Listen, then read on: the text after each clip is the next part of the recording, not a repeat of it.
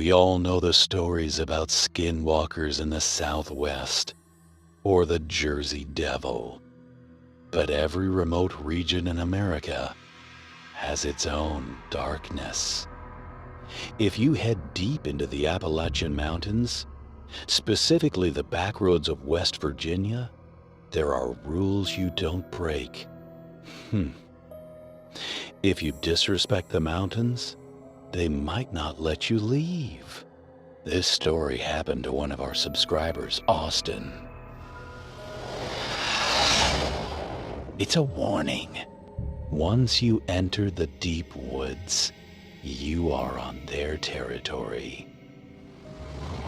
The reunion. Austin is from Charleston, West Virginia. Back in June 2020, he went to a military academy prep school in Virginia.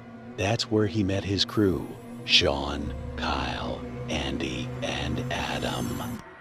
They bonded over grueling training, but when none of them made the final cut for the Air Force, they split up to finish college.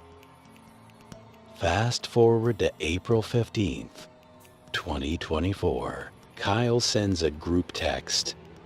It's been too long. Let's do one big road trip before we all get jobs or get married. They agreed to meet at Austin's place in Charleston and head up to a remote cabin in the Shenandoah Valley.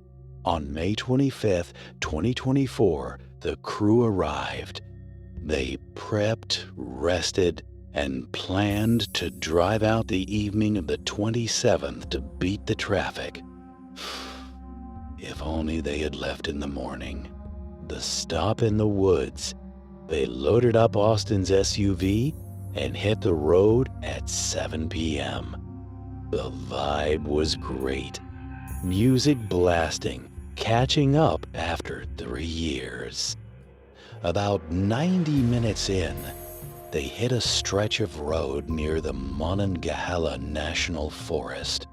Thick trees on both sides, pitch black, no streetlights.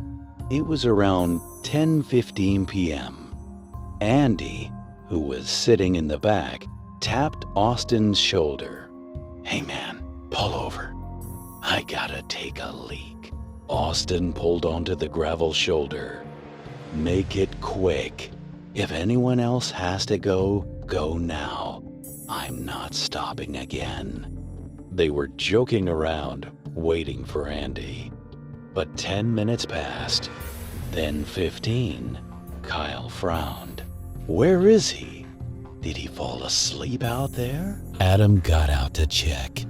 He found Andy standing at the edge of the tree line, staring dead-eyed into the dark woods.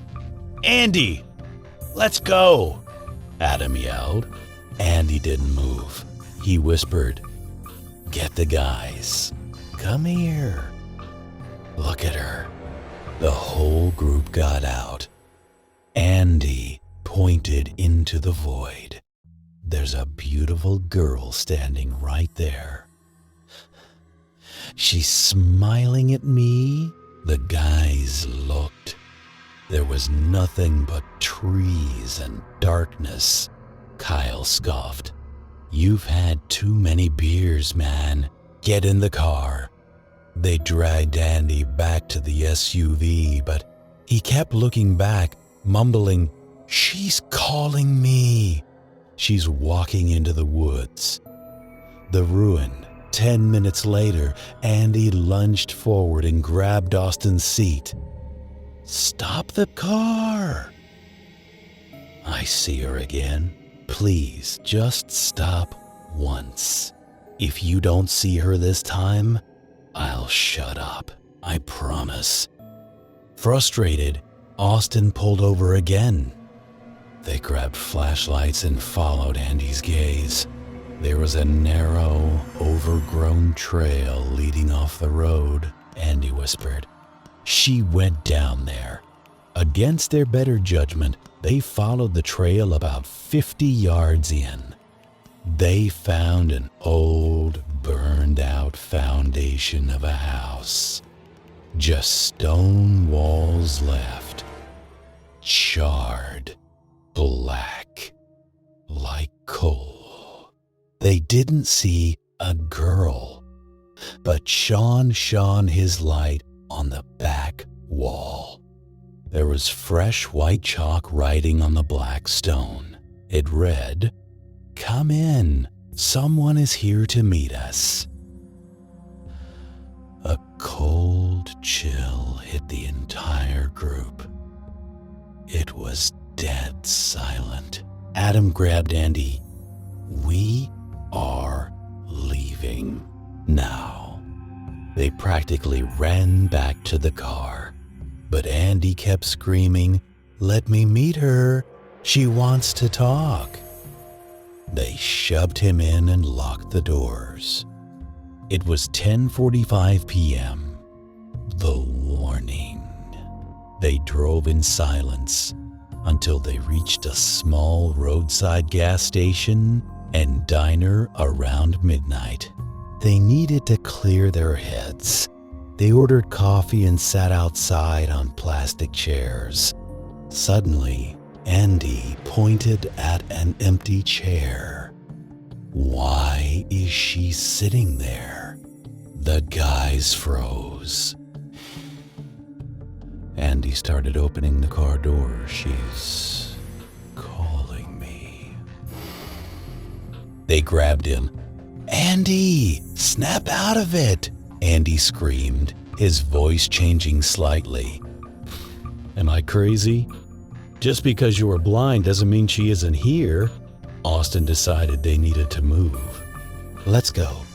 Now, they got back on the road. It was 1:30 a.m. They were deep in the mountains now, miles from civilization. Suddenly, the car started dragging. The engine roared, but they were barely moving. Kyle, who was driving now, said, "It feels like someone is holding the car back." The SUV stalled, dead. They checked under the hood. It was overheating. They waited 20 minutes, let it cool, and tried again. They made it 2 miles before it died completely. Austin called a mechanic he found on Google. It was 2 a.m. The mechanic answered sleepily. "I can't come until 5 a.m., but listen to me carefully." The mechanic's voice turned serious. "Get inside the car. Don't lock the doors. Roll up the windows. Do not open them for anyone. Not for a person, not for a voice you recognize. Just wait."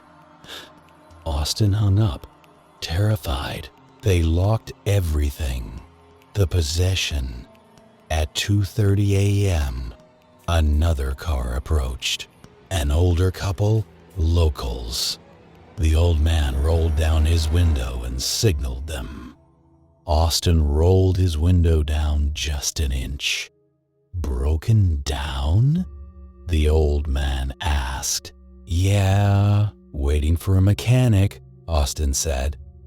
The old man looked at them with intense eyes. "Roll that window up. Keep it up. These woods aren't safe at night." He drove off. 15 minutes later, Andy started gasping. "It's suffocating in here." "Let me out." The guys refused. "Just for a second. I need air," Andy pleaded. They cracked the window before they could stop him. Andy unlocked the door and stumbled out.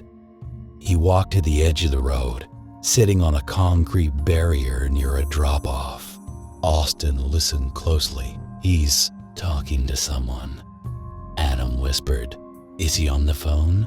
"No," Austin said. "Listen." They heard Andy mumbling, and then a faint female giggle coming from the empty air next to him. "They rushed out to grab him." "Who are you talking to?" Austin yelled. Andy's head snapped toward them. His neck was at a weird angle. He smiled, but it wasn't Andy's smile. "You guys have been annoying me since 10 p.m., Andy said. But his voice, it was layered with a woman's voice. "I'm taking him with me," the voice said, back to the house. Andy stood up and walked to the back of the SUV. He grabbed the bumper and started shaking the heavy vehicle, trying to push it off the cliff. He had unnatural strength. Adam realized what was happening. He remembered he had a small wooden cross hanging from his rearview mirror. He grabbed it. He ran to Andy and pressed the cross against his forehead. Andy screamed, a primal, double-voiced scream. "I won't leave." Then his eyes rolled back and he collapsed. The twist. They stayed in the locked car, praying, until the mechanic arrived at 5:30 a.m. They told the mechanic everything. He looked at them and said, "There's an old chapel about 4 miles up. Go there now." They found the chapel. An old priest met them outside. He took one look at Andy and sprinkled holy water on him. Andy woke up, confused but calm. The priest frowned. "The boy is safe, but the spirit is waiting outside. She can't enter holy ground, but one of you is carrying something that belongs to her." The group was confused. "We didn't take anything."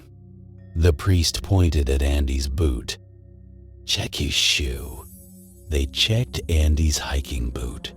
Caught in the laces was a small silver wedding ring.